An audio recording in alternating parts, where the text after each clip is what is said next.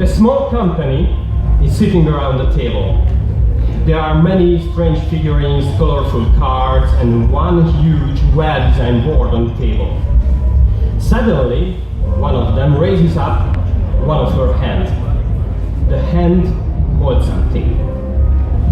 Everybody hold back their breath and stare at the girl who just bowed twice her hand. And then she rolls. The two dice are rolling on the table, and the result makes the girl smile. Double six. In that round, obviously, she is the winner. All of the tension and the excitement in that situation is coming from the power of dice.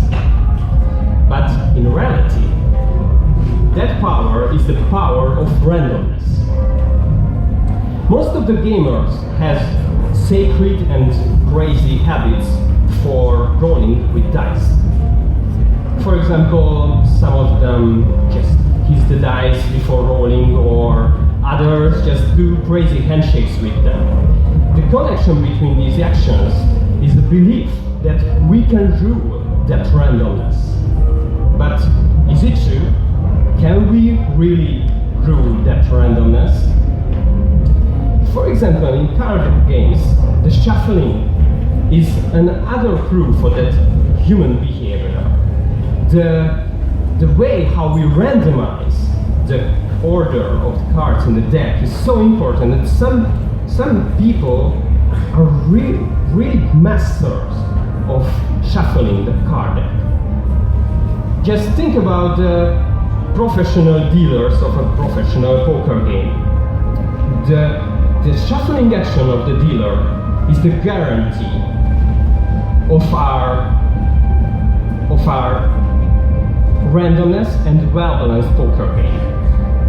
But here is the chess, because some players really love that random factor and others just hate it. This last group of gamers think that less random factor means more balance in gameplay, and yeah, it can be true, but also true that less random factor means less surprise, and less surprise means less fun. So talk about chess. Chess is an ancient and perfectly balanced strategy game. But is it exciting? Yes, for the masters of that game, undoubtedly really exciting, but there are no chess stadiums all over the world. And what about football? Football, rather, is much more exciting. Do you like playing football? Or just watching the games? Most of the game designers are agree that playing the game is equally fun and equally important, the fun of playing the game, like the fun of watching that same game. So, let's talk about randomness in video games. I think there are 4 groups. The first group, like the chess. There are no randomness, there is just perfectly balanced rules. For example, chess. The digital chess is a game like that, or the adventure games, or some of the digital novels are in that category, because you can play through over and over again that games, but you will reveal the secrets at the same corner. So there are no randomness here. Let's see the second group. The low random factor games are, for example, the platform games, Super Mario Bros, or the really well-balanced RTS games, RTS, real-time strategy, like StarCraft, or, for example, FPS games, first-person shooters, Call of Duty, and Counter-Strike. The Counter-Strike is so well-balanced that people just making e-sport. For example, MOBA games are at the same category, for example, LoL or Dota 2. And the third category, the high random factor games. For example, the Hearthstone is kind of game that, or the Diablo 3, because there are the random generated dungeons in that game, a random generated algorithm, and you can play over and over again that game, but all the dungeons really different the next time. So there are much more potential for random situations. And the fourth category, the most complex of games ever. These are the procedural games because well-designed algorithm just generate the whole universe of the game. For example, Minecraft can be a good example, or the No Man's Sky. Two or 3 weeks ago, it was released, and I think it is a really big step forward for procedural games, because No Man's Sky generates a whole galaxy, a huge galaxy. Jim Murray, the lead game designer of that game, said that this galaxy will be so huge that players will barely not meet with each other. So it is unbelievable. That is huge size. So what is the connection between this huge explorable universe and our real world, our real explorable Earth?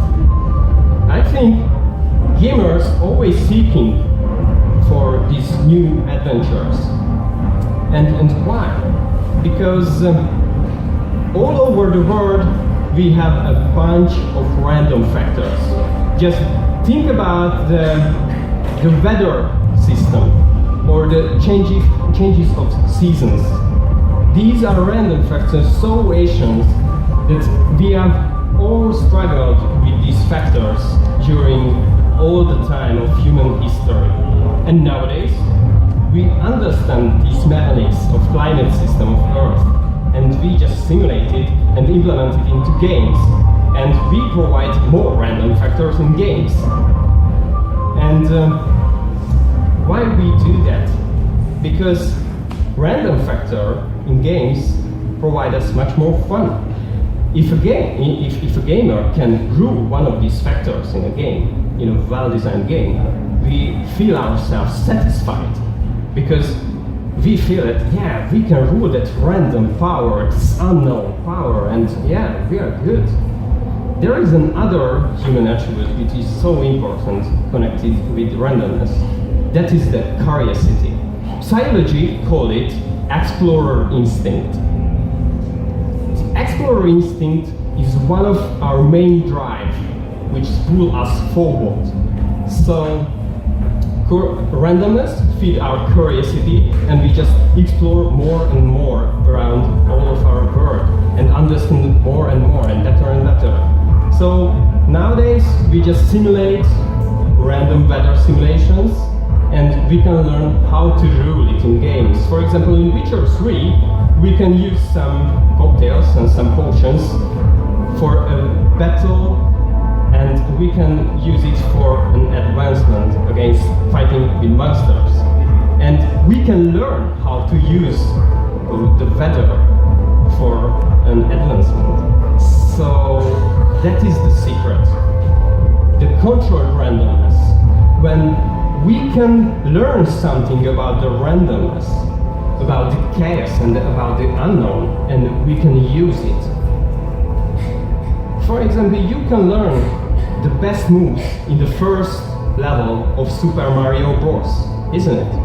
Or you can build better and better decks in Hearthstone. That is controlled randomness, when you can learn it and you can be better. But if there is just randomness and chaos, you will be unsatisfied and you will be disappointed, because there are nothing there. For me, the perfect randomness is the tabletop role-playing games. Do you know tabletop role-playing games? Yes? These games are so similar to the board games. Just here there is a storyteller and the players, and the storyteller, the game master, has a story, and the players has the characters, and the characters go through that story. And it's all around. It's so similar that I tell about the first situation, small company around the table. It is absolutely the same situation here, and it is so close to improvisation. So in that games, players have to decide more and more situations, and the game master can help with an invisible hand, because all of the situations are decided with the dice. Yeah, the randomness is here. So the game master always helps with the critical situations with the invisible hand. So as a game master, I can always help to the players, and that is my control over the random situation, because it is an improvisation game. I never know what the players will do, and I just react to them. And when they have a great idea, but the situation is so terrible and the dice rolling wheel is so hard, I just there and just give some positive modifiers, and they can roll with a better chance, and they will win. So I think it is a really, really great game, the tabletop role-playing games, and that's why I want to level up this kind of games to the first hybrid role-playing game. That was my diploma project. And while I worked on that diploma project, I interviewed a lot of role-playing gamers, and they said that the most important element of that game, guess what? The dice. So I can do a digital user interface, but they are not satisfied if they just push a random button and it will show a random number. It is not enough. That's why I found out that fortune wheel-like stuff in the middle. This absolutely works like a fortune wheel. You choose the attribute, you push the roll, but it will roll, and after the rolling it will stop, and the player will choose one of the slices of the circle. So the decision is still in the hand of the gamers, and that's here. We are here. The most important element is the decision over the randomness. That's why we do the crazy handshake, that's why we do the kiss to the dice, because we want to rule that randomness, and with these actions we rule it. And when we face with random situations, and for example in the game we rule that random situation, maybe in real life we can handle more and more random situations. And another interesting element that when human civilization faced with the unknown, faced with randomness, it's always inspired human to know more and more and know that randomness. And after a while, we just find out that it is not randomness.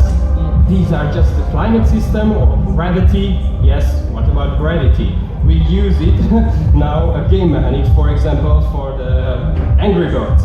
No? It is a game mechanic in Angry Birds, so thank you, Newton.